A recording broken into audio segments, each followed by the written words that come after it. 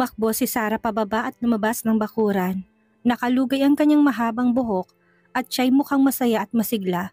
Bumaba si Zephyr mula sa kotse, inilagay ang kanyang malaking kamay sa balikat nito at nagsalubong ang kilay habang sinisabing, "Huwag kang masyadong tumakbo ng mabilis, mag-ingat ka't baka ka madapa." Oh, tugon ito ng masunurin at pasimpleng tumingin sa kanya. Lumambot ang aura ng gwapong mukha niya. Hinawakan niyang kamay nito at pumasok sila sa loob ng kotse. Ang tuyong palad niya ay dahan-dahang nagpapainit sa puso ni Sarah.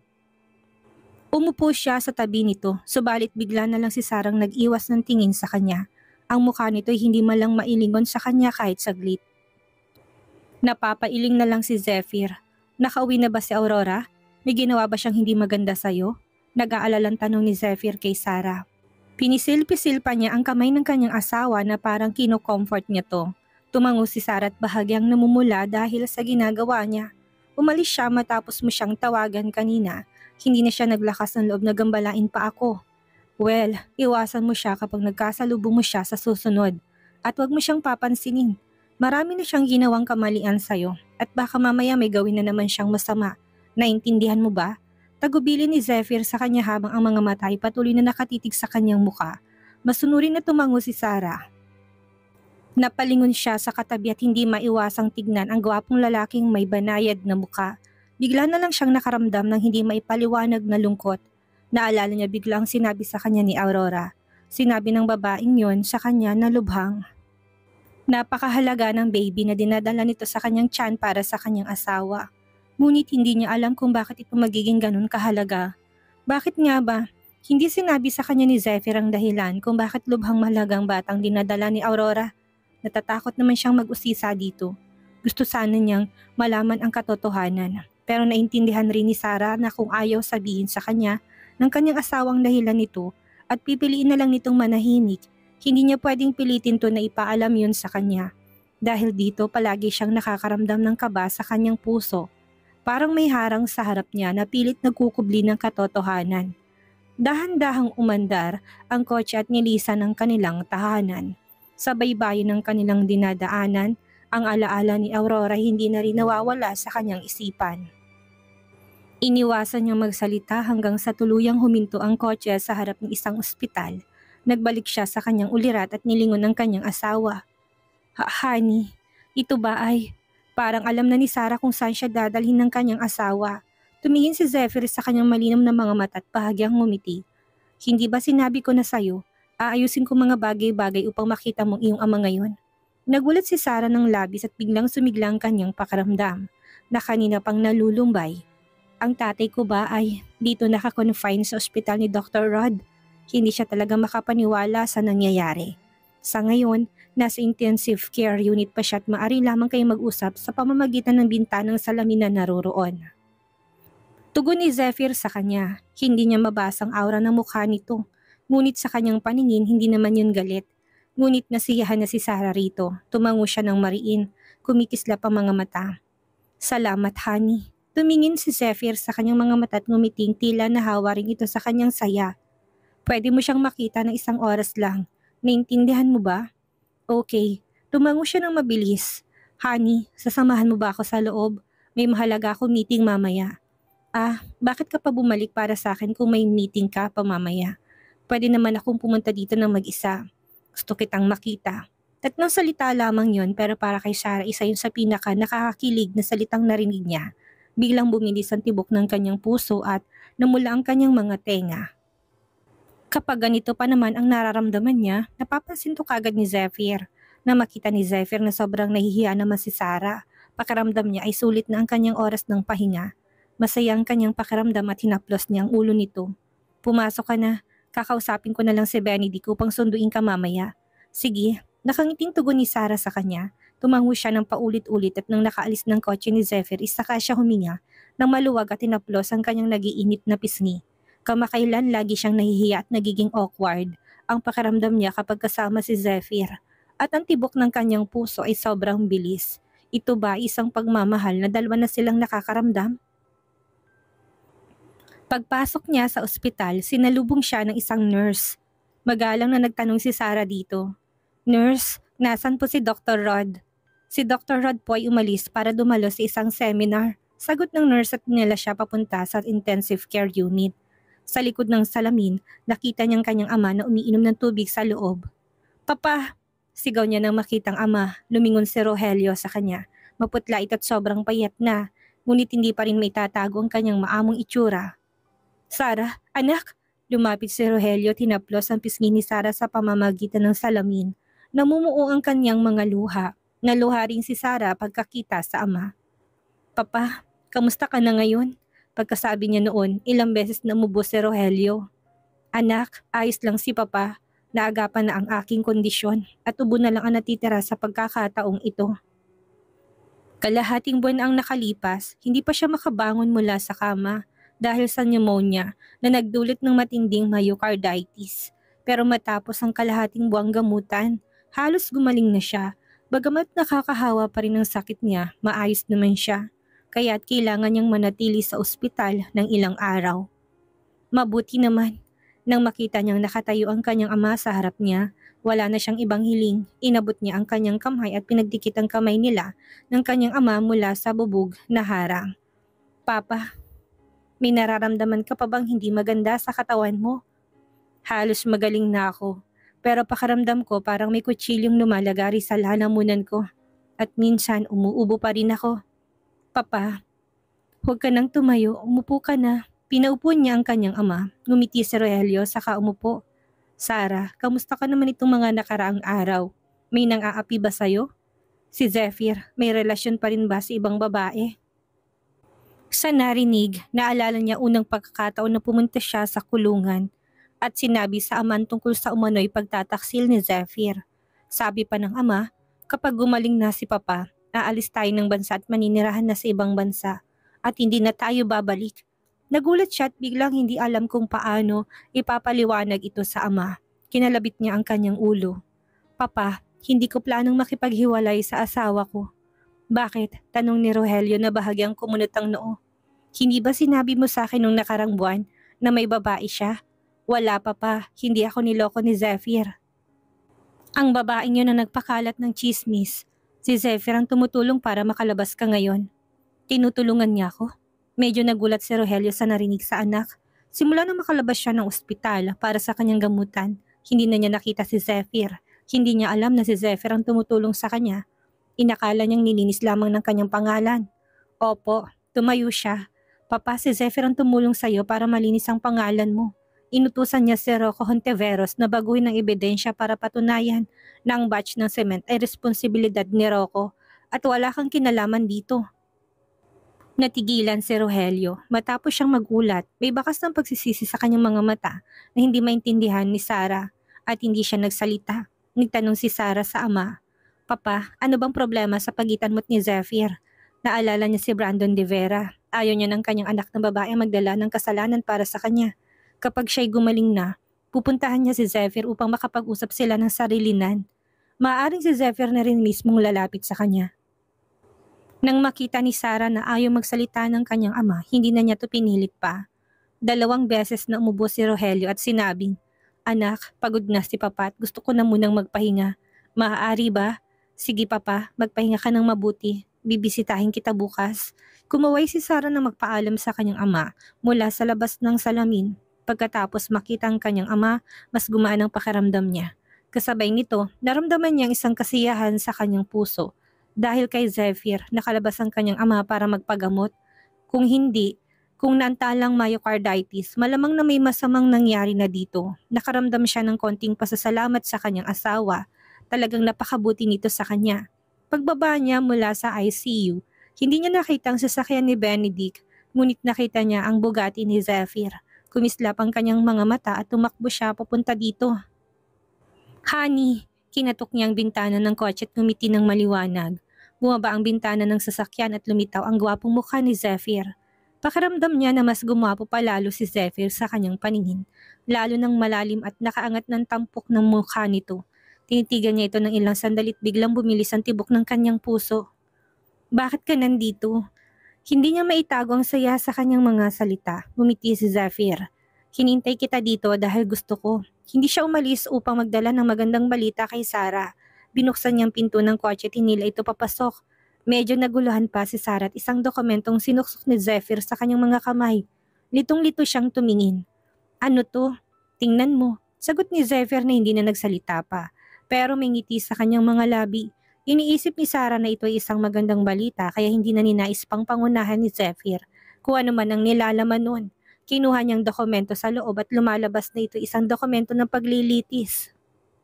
Nalinis ng pangalan ng kanyang ama kaya ang original na hatol ay binawi at pinalitan ng pagpapawalang sala. Ang kanyang ama ay makakalaya na. Nanlaki ang kanyang mga mata at hindi makapaniwala sa kanyang nababasa. Honey, ikaw bang gumawa nito para kay Papa? Inasikaso mo ba ang kanyang kaso? Kung hindi ako, sino pa sa palagay mong maaring gumawa niyan? Tumingin sa kanya si Zephyr na may ngiti sa mga labi.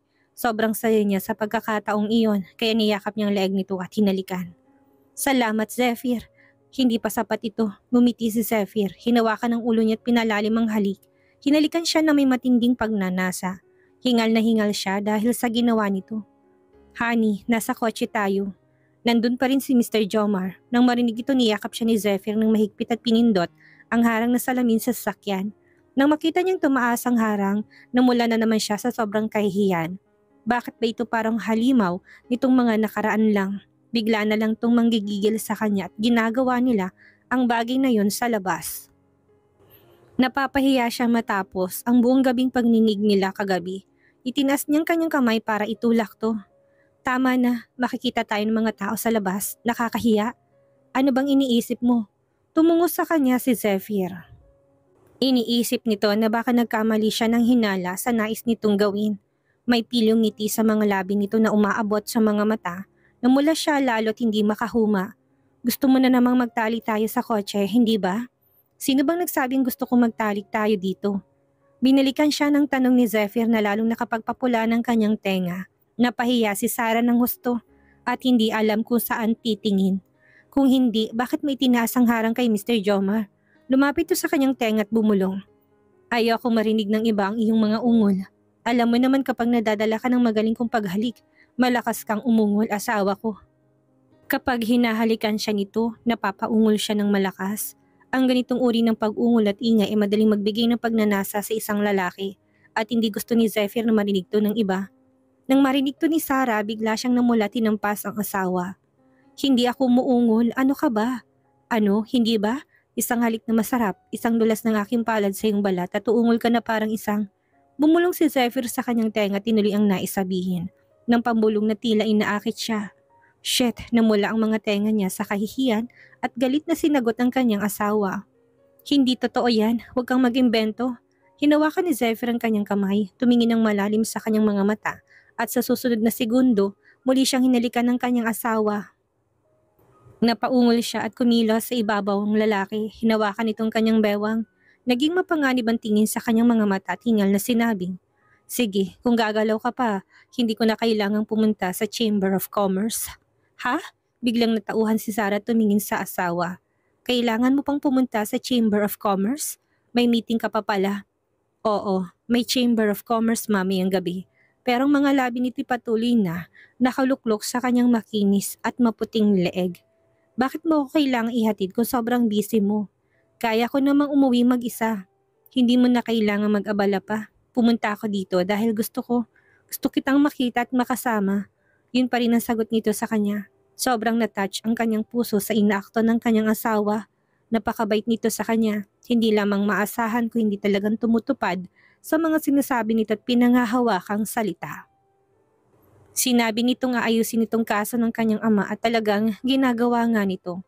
At nagawa agad sa mabilis na panahon. Pagdating sa villa, binili na niya si Zephyr. Honey, huwag kang masyadong magpapakalasing mamaya ha. Magtira ka ng pang-uwi dito. Isa pa, pagod ka nitong mga nakaraang araw. Masyado to naging abala at pagod kamakailan. At naawa siya para sa kanyang asawa. Okay po. Ngumiti si Zephyr sa kanya bago siya hinalikan sa labi at ibinilin sa kanya na kumain ng maayos mamaya. Gagawin ko. Nakangiti niyang tugon dito. Tumayo si Sarah sa bakuran at pinanood niyang umalis ang sasakyan ng kanyang asawa. Nang mawala ng kotse, pumasok na siya sa loob at umakyat siya sa itaas para tawagin si Rebecca. Hindi niya mapigilan ang sariling ibahagi kay Rebecca magandang balita. Ang galing, Bes. Sa wakas, makakalabas na si Tito Rogelio. Masayang nakikiramay ang kanyang kaibigan si Ligayang pinagdadaanan niya. Nagsalita si Sarah. Inutusan ni Zephyr si Rocco Hontiveros na baguhin ang kanyang testimonya para patunayan na siya ang mastermind sa pagpapapasok na hindi magandang kalidad ng produkto sa aming kumpanya. At si Papa ay biktima lamang. Ang galing talaga ng asawa ko. Tanging sa ganitong paraan magiging ganap na inosente ang kanyang ama kung hindi magiging mantsa ang kaso sa pagkatao ni Rogelio. Lalo na kung ito ay mahahatulan. Sabi ni Rebecca, oo, mahusay talaga siya. Dapat mo siyang pasalamatan. Paano ko siya pasasalamatan? Nalilito niyang tanong sa kaibigan. Gusto niyang pasalamatan si Zephyr pero hindi niya alam kung paano. Kung magbibigay siya ng regalo o damit, parang masyadong simple yun at hindi sapat na pasalamatan sa gusto niya. Nag-isip si Rebecca sandali at sinabing, ibigay mo sarili mo sa kanya. Ialay mo iyong katawan. Ibigay ang sarili ko sa kanya? Ulit niya sa sinabi ng kaibigan. Namumula siya at sinabing, ibinigay ko na nga sarili ko sa kanya kagabi at noong mga nagdaang gabi. Tinawanan nitong kanyang sinabi. Hindi yung ganong paraan. Ang ibig ko sabihin ay magdamit ka ng parang regalo tulad ng maid o nurse para bigyan siya ng sorpresa. Habang mas pinakikinggan niyang sinasabi nito, lalo siyang namumula. Talaga bang gusto yan ng mga lalaki? Siyempre, gusto ng mga lalaki ang babaeng seryoso sa labas. Pero sa kama, mas gusto nila yung wild. Bibili ako ng set online? Ako nang bibili para sa'yo. Pipili ako ng sexing set. Sagot ni Rebecca habang nagbubuko ng online na order para kay Sarah. Bes, nakabili na ako para sa'yo. Dapat ay ma-receive mong package sa loob ng 2 araw. Masayang tono ng kanyang kaibigan. Sige, sangayon niya at walang nagawa ko hindi pasalamatan to. Salamat, Bes. Pagdating ni Zephyr sa Chamber of Commerce, halos lahat ng tao ay naroon na. Medyo huli siyang dumating at sa gabay ng event organizer, umupo siya sa kanyang upuan. Naroon din si Rod para sa kaganapan ngayong araw. Ang pamilya niya ay may-ari ng isang medical group at kasama sa listahan ng Chamber of Commerce. Tol, bati sa kanya ng kaibigan na umupo sa tabi niya. Bakit nahuli ka yata? Kailangan ko pang ihatid si Sarah pa uwi sa bahay. Sagot niya habang naupo ng elegante. Halos lahat ng mga babae sa paligid ay nakatingin sa kanila. Kaswal namang sinabi ni Rod sa kanya.